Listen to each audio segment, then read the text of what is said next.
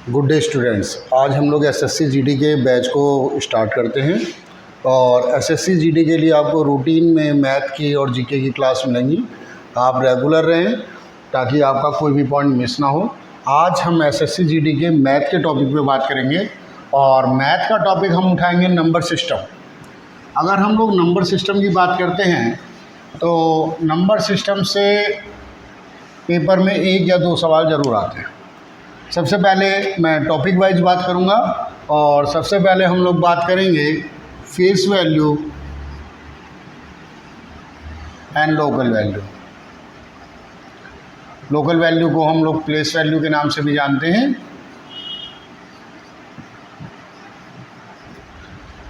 किस प्रकार के सवाल होते हैं? देखिए, सवाल को अलग अलग तरह से पूछा जा सकता है, लेकिन अगर हमें ये पता है कि फेस वैल्यू क्या है और लोकल वैल्यू क्या है, प्लेस वैल्यू क्या है, तो हम लोग इस चीज़ को, कंसेप्ट को आसानी से सॉल्व कर सकते हैं। इसे हम लोग एग्जाम्पल के थ्रू समझे तो ज़्यादा बेटर होगा। लाइक दिस, अगर मैं सवाल में 5, 6, 3, 7, 8 कुछ वैल्यू लिख दी है मैंने और मेरे से पूछा गया कि भाई 3 की प्लेस वैल्यू बताइए, तो 3 के बाद जितने भी अंक हैं हम लोग उसके आगे 0 लगा देते हैं। 3 अंक हैं भाई। और अगर मेरे से 7 की पूछा जाए तो मैं कह दूंगा 7 के बाद 2 अंक हैं। तो आसानी से हम लोग इसकी प्लेस वैल्यू बता सकते हैं। तो ये हमारे पास हो गई थी इसकी place value. But face value क्या होती है?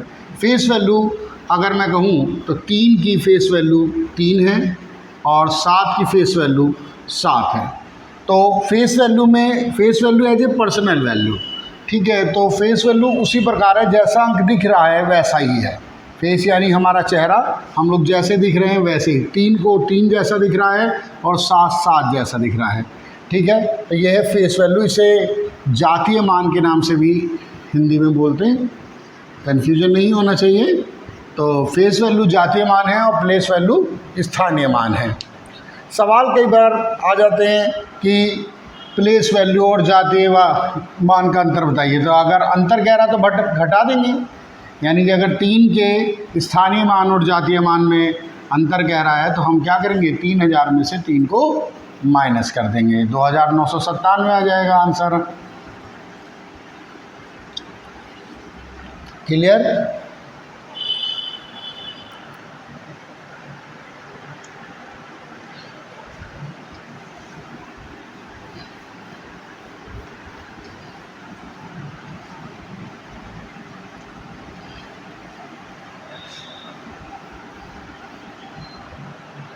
देखिए, इसमें और भी क्वेरी बन सकती हैं।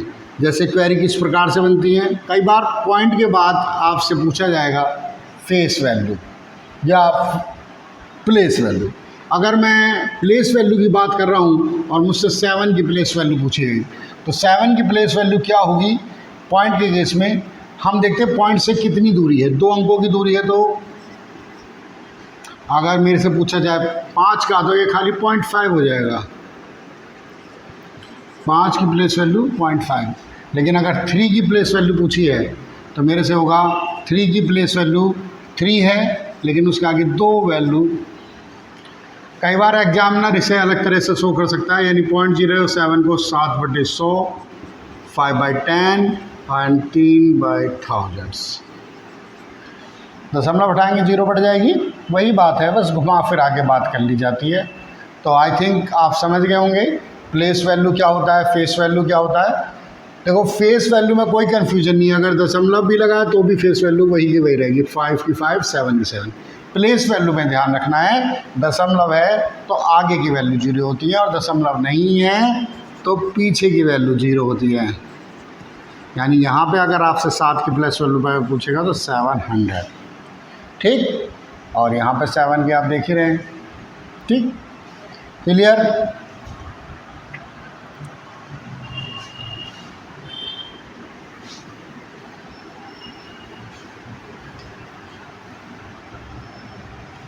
चलिए, तो अब हम बात करेंगे विभाजकता पे। विभाजकता यानी कि इसे डिवाइडेशन कहते हैं। डिवाइडेशन के लिए आपको कुछ नियम याद होने चाहिए। जैसे 2 के लिए क्या नियम है? 2 के लिए नियम होता है जी अंत में 0, 2, 4, 6, 8 हो। अगर किसी भी संख्या के अंत में 0, 2, 4, 6, 8 है तो वो संख्या 2 से विभाजित हो जाएगी। और अगर मैं इसी बात को थोड़ा सा और आगे बढ़ाऊं, 4 और 8 बल्कि 16 के ऊपर भी जीडी में क्वेश्चन आया हुआ है, तो आप ध्यान रखें, आपको आसानी से हो जाएगा। यानी 4 के लिए अंत के 2 अंक कटते हैं, अंत के 2 अंक, और 8 के लिए अंत के 3 अंक, और 16 के लिए अंत के 4 अंक आपको देखने हैं कि 16 से कट रहे हैं कि नहीं कट रहे हैं। तो आप इसे याद कैसे रख सकते हैं? अगर आप ध्यान देंगे तो ये 2 की पावर 1 है, ये 2 की पावर 2 है, ये 2 की पावर 3 है, और ये 2 की पावर 4 है। तो अगर 2 की फैमिली के कोई भी मेंबर्स हैं तो उन्हें पावर से हम लोग आइडेंटिटी कर सकते हैं। क्लियर? चलिए 3 को देखते हैं। 3 में कहता है अंकों का योग 3 से कटे, अंकों का योग 3 से विभाजित हो, तो आसानी से कर देंगे, कोई इशू नहीं है। और इसी प्रकार 9 का होता है, वो कहता है अंकों का योग 9 से विभाजित हो। 3 के लिए 3 का नियम और 9 के लिए अंकों का योग 9 से विभाजित होना चाहिए। ठीक है?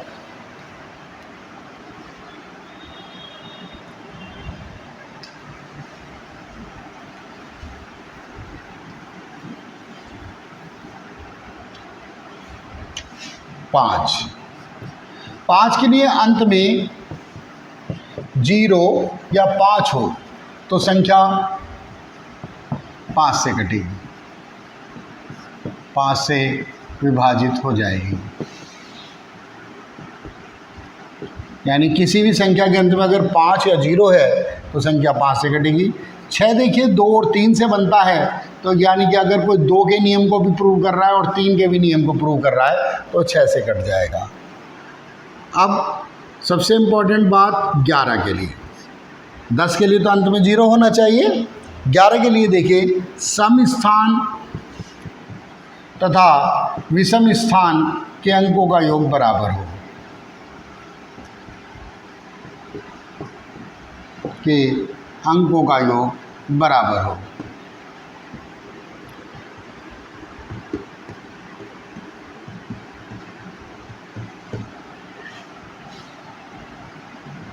चलिए हम लोग इन सवालों को कुछ एग्जाम्पलों से सीखते हैं तो ज़्यादा बेटर हो जाएगा, आसानी होगी ज़्यादा समझने में। तो नियम ध्यान से देख लें और चलिए कुछ एग्जाम्पल देखते हैं।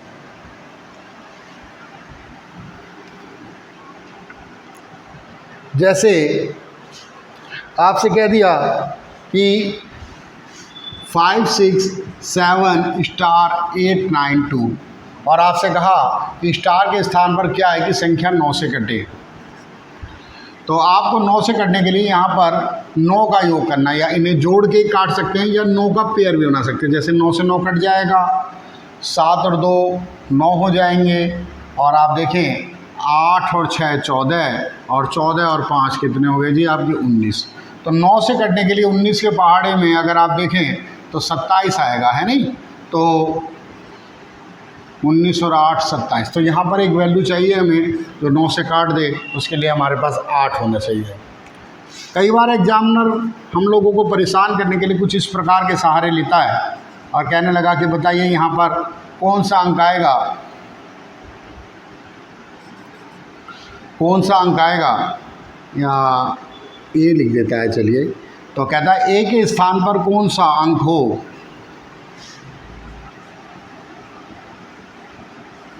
कौन सा अंक हो कि संख्या 8 से कट जाए। तो हमें 8 के लिए इनका रोल ही नहीं है, 8 के लिए खाली लास्ट के 3 अंकों का रोल है।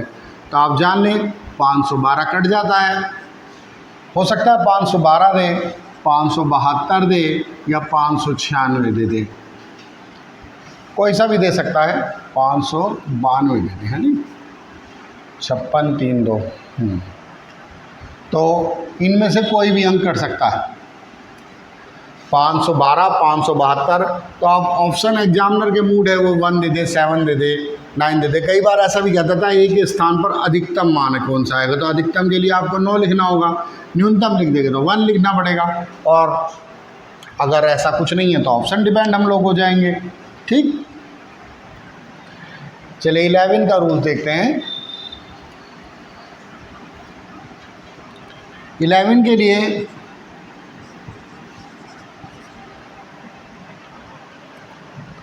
अब उसने कहा कि यहाँ पर कौन सा अंक आए कि कट जाए, तो चलिए एक अंक छोड़कर अंकों का योग करते हैं। तो 8 और 5 कितने हो गए 13, तो 9 में कितने जोड़ दें कि 13 हो जाए 4, तो इस जगह क्या आना चाहिए 4 आना चाहिए। ठीक, ऐसा ज़रूरी नहीं है कि यहाँ पर ये वैल्यू बराबर ही होनी चाहिए। चलिए एक और सवाल करते हैं।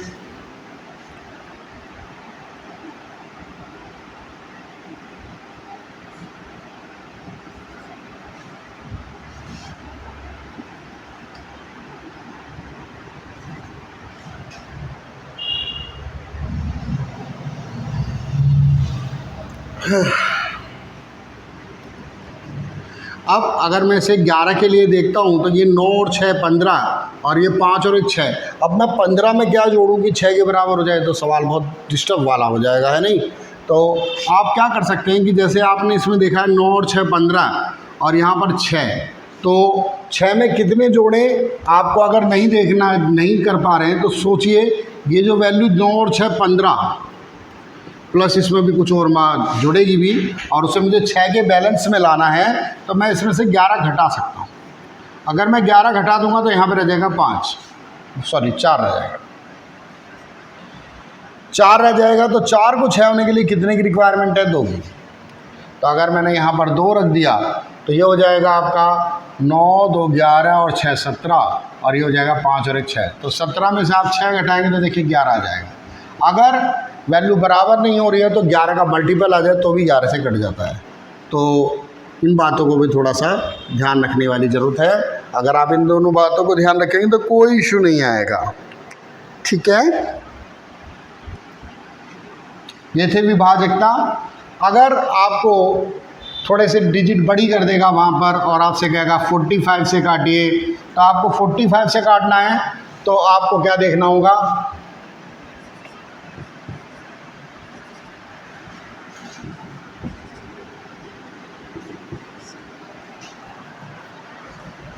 कहता है कि 45 से कट जाए तो स्टार के यहाँ पर ए लिख देते हैं और यहाँ पर बी लिख देते हैं। चलिए, और कहता है कि ए प्लस बी का मान बताएं आप। चलिए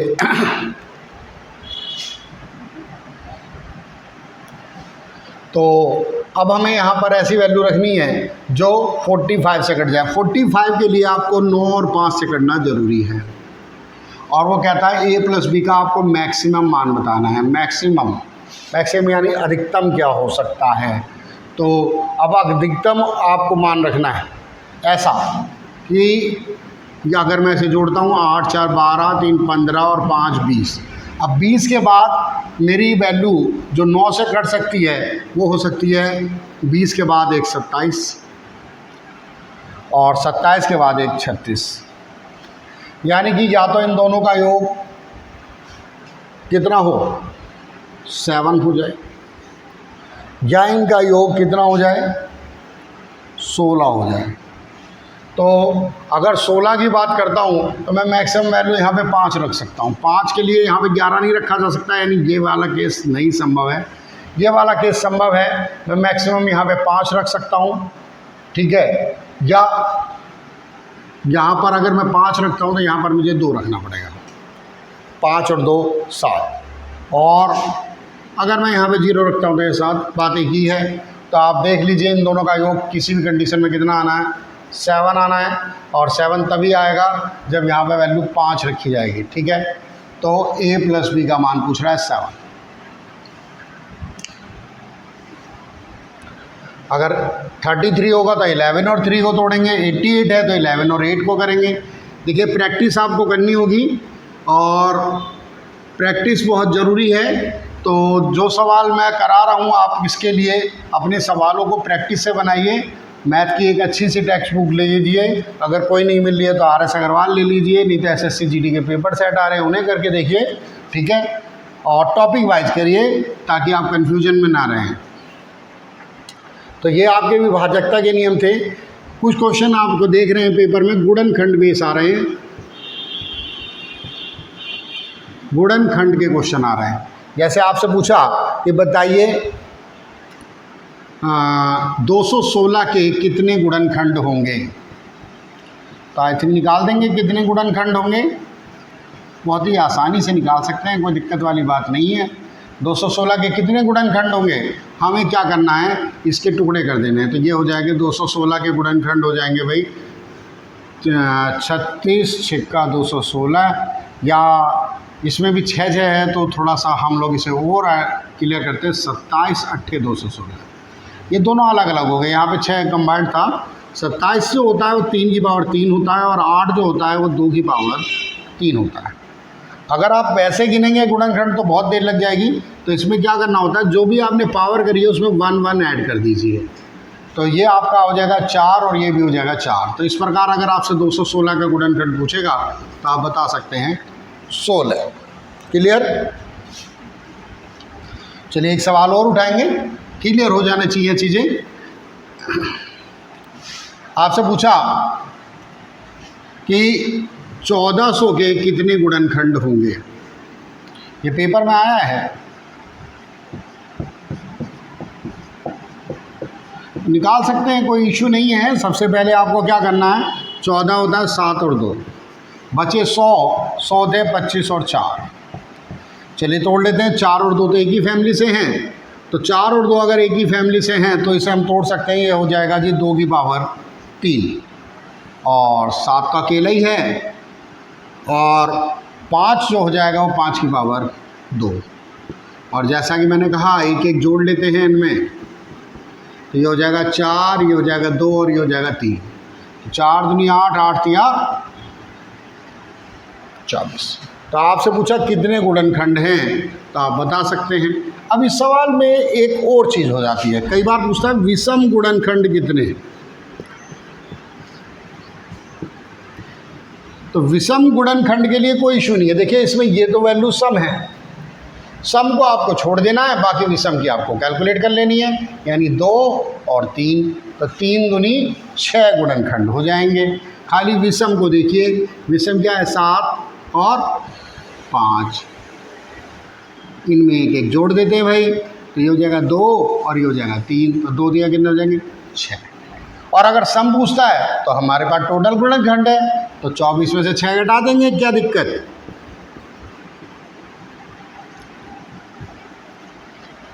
भाई विषम निकाल सकते हैं, तो कैटेगरी को तो 2 ही में तोड़ा जाता है, सम या विषम, तो आसानी से निकल जाएगा।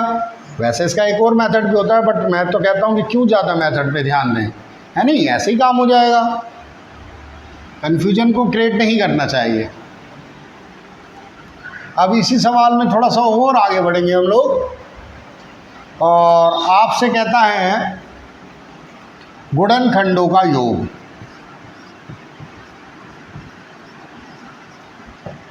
इसमें भी 2 प्रकार के क्वेश्चन बन जाते हैं, ठीक है। गुणनखंडों का योग में आपसे पूछा जा सकता है सम का योग और विषम का योग। अब चलिए मैं वही सवाल उठा लेता हूँ, 1400 को उठा लेते हैं भाई। और 1400 के अभी हमने टुकड़े करे थे, 2 7 और 5, तो 2 की पावर 3 तो ये हो गया था, 5 की पावर 2 हो गया था, 7 की पावर 1, ठीक, यही थे हमारे गुणनखंड। अब इसमें हमारे पास ये वाले विषम हैं और ये वाले सम। योग करते वक्त चलिए पहले हम लोग विषम का योग करते हैं।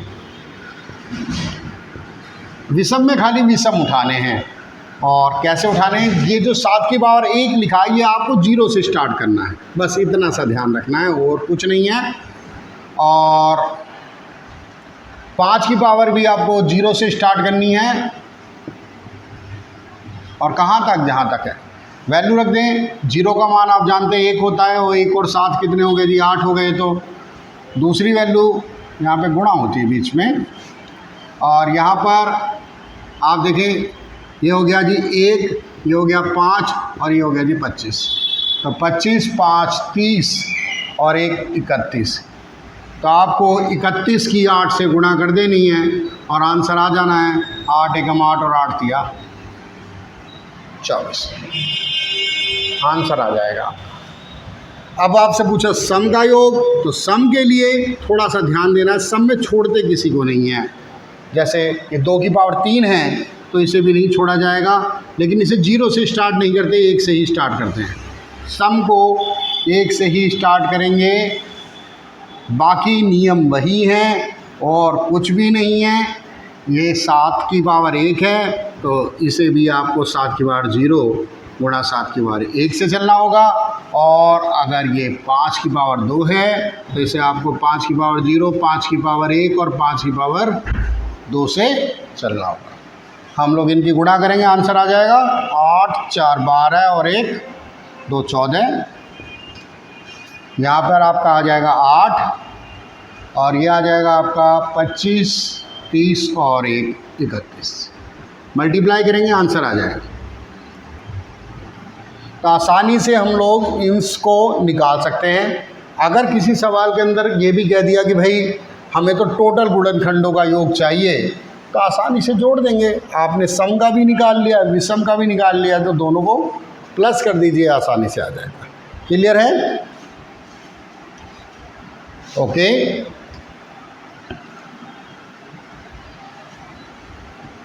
एक लास्ट टॉपिक और उठाते हैं आज की क्लास के लिए, इकाई मान, यूनिट। इकाई मान, सबसे पहले बात तो आप ये समझिए कि इकाई हमेशा इकाई से बनती है। अगर आपके सवाल में कुछ इस प्रकार से लिखा हुआ है और आपसे पूछ लिया कि भाई इसका इकाई मान बताइए, तो आपको परेशान होने की कोई ज़रूरत नहीं। ये सब तो वैल्यू काम की है ही नहीं। आपको तो 3 से गुणा करनी है, 3 की 9 और 9 की 7 से 63, और आंसर आपका खाली इकाई होगा यानी 3। तो वैसे ये नहीं कह सकते कि इतना आसान सवाल आ जाएगा, बट आ भी सकता है। एसएससी जीडी को इतना बड़ा एग्जाम नहीं है कि आपसे कहा जाए कि भाई नहीं, इसके अंदर तो बहुत खतरनाक सवाल आने वाले हैं। ऐसा कुछ नहीं है, परेशान होने का कोई मुद्दा नहीं होता है। ठीक है, देखिए आप जानते हैं लास्ट में अंक होते हैं 0 1 2 3 4 5 6 7 और 8 और 9। ठीक, तो इनमें से कुछ अंक जैसे 0 1 5 और 6, इनका मान कभी नहीं निकालना पड़ता। देखिए जैसे अगर मैं सवाल लिख दूं और ऐसे ही लिख दिया मैंने ये सोचा भी नहीं है कि मैं कौन सी संख्या डिजिट लिख रहा हूँ, और मेरे से इसका इकाई मान पूछा, तो ये लास्ट में अगर 6 है या लास्ट में 5 है या लास्ट में 0 है या लास्ट में 1 है, तो उसका मान वही होगा, यानी 6 का है तो 6 ही मान होगा। और अगर मैं इसी की जगह यहाँ पर 1 लिख देता तो पावर कुछ भी होती, उसका मान 1 होता। ठीक है, क्लियर? चलिए, तो ये तो हुई हमारी बात 0 1 5 6 के लिए। बाकी अभी हमने एक ऊपर सवाल लिखा है, वो अपनी जगह बना हुआ है, वो इस तरह से नहीं हो सकता। अगर मैं इसकी पावर डाल देता हूँ थोड़ी सी, तो चलिए, अब इसकी पावर है 98234, बड़ी पावर है और निकालना बहुत टफ है। तो मैं तो कहता हूँ कि ये सब बेकार की बातें हैं। लास्ट के 2 अंकों से आपको काम है 34 से, बाकी से कुछ नहीं। और 34 से क्या करना है आपको, क्या काम है? इसे आपको 4 से डिवाइड करना है। आई थिंक 4 का पहाड़ा, 4 का टेबल हम सभी को आता है। तो अब सवाल मेरे पास रह गया 3 की पावर 34। 4 से अगर मैं इसे काटता हूँ तो 32 कट जाएंगे, और क्या बचेगा भाई? जो बचेगा उस पर ध्यान देना है। तो 2 बचेगा, तो 3 की पावर 2 बचेगा, और इसका आंसर क्या हो जाएगा? इसका आंसर हो जाएगा जी 9। तो आसानी से सवाल हो सकता है। चलिए कुछ सवाल और देख लें, क्योंकि एक सवाल से तो कंसेप्ट क्लियर नहीं होगा, तो हटाते हैं इसे। चलिए देख लेते हैं एक सवाल और।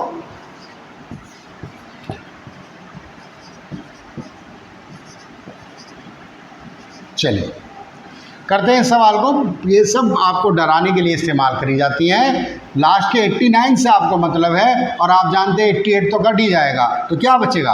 88 कट जाएगा, 1 बचेगा, तो 8 की पावर 1, और उसका मान क्या हो जाना है? 8। तो कोई इशू नहीं है इकाई मान में। क्लियर भाई? इनमें से ये कोई ना कोई मान होगा, और 0 1 5 6 का तो मान वही होगा, बाकी को 4 से काटेंगे। एक समस्या आ सकती है, उस समस्या पर ध्यान देते हैं।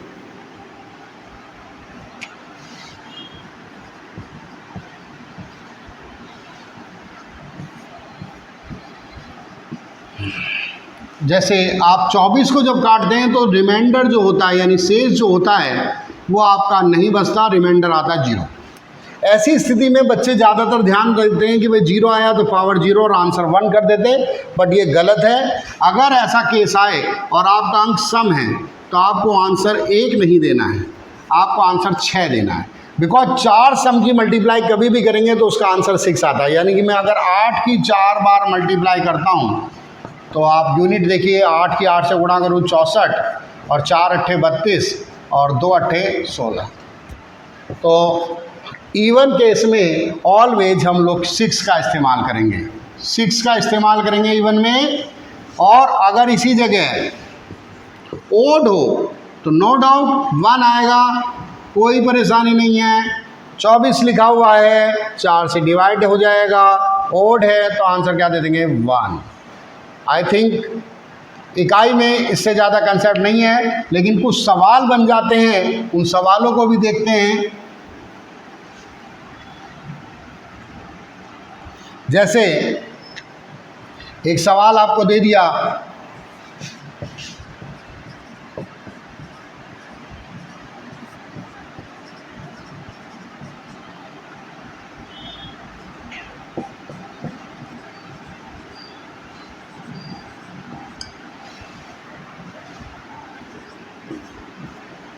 चलिए मैंने कोशिश करी है कि सभी कंसेप्ट में बात हो।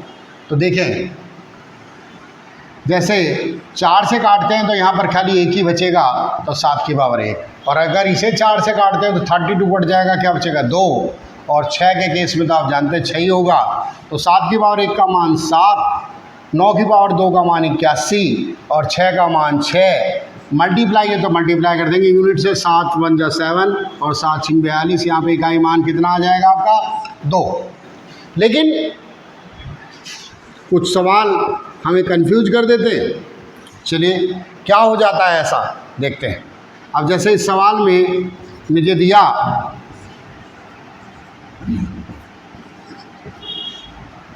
और कहा कि भाई मान निकालें, तो चलिए मान निकालते हैं।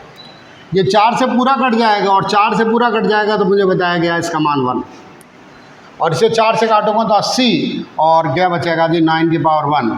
और मुझे घटाने को कहा गया, तो अधिकतर बच्चे -8, और एग्जामिनर आपको जानता है कि भाई ये -8 लिखने वाला है तो वो डाल देगा -8 या +8।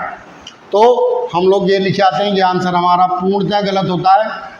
अगर आप यूनिट में कर रहे हैं, घटा रहे हैं और घटने की स्थिति नहीं है तो एक कैरी लीजिए। एक एग्जाम्पल, भाई ये बहुत बड़ी डिजिट है तो क्या लें, हिंदी में हासिल लीजिए, अंग्रेजी में कैरी लीजिए, लेकिन लीजिए ज़रूर। और 11 में से 9 घटाएं तो कितना आ जाएगा 2। तो इस प्रकार आंसर इसका आएगा 2। ध्यान रखें, घटाने की स्थिति में अगर वैल्यू घट नहीं रही है तो यहाँ पर एक कैरी लिया जाएगा, चाहे कोई भी वैल्यू। अगर यहाँ 8 आ रहा है, यहाँ 3 आ रहा है तो भी तो कैरी लेंगे आप। तो इस प्रकार हमारे सवाल होंगे। और मैंने आज जीडी के काफ़ी मेन टॉपिक के सवाल करें। नंबर सिस्टम में 2-3 टॉपिक और हैं, एक नंबर सिस्टम की क्लास और करेंगे और उसके बाद हम लोग अगले टॉपिक पे जाएंगे। बाकी आपका काम है कि इस क्लास को ज़्यादा से ज़्यादा लोगों तक पहुंचाएं ताकि आपके सभी बंधुओं पे, आपके भाई बंधुओं को इसका लाभ मिल सके। मिलते हैं नेक्स्ट क्लास में। Good day.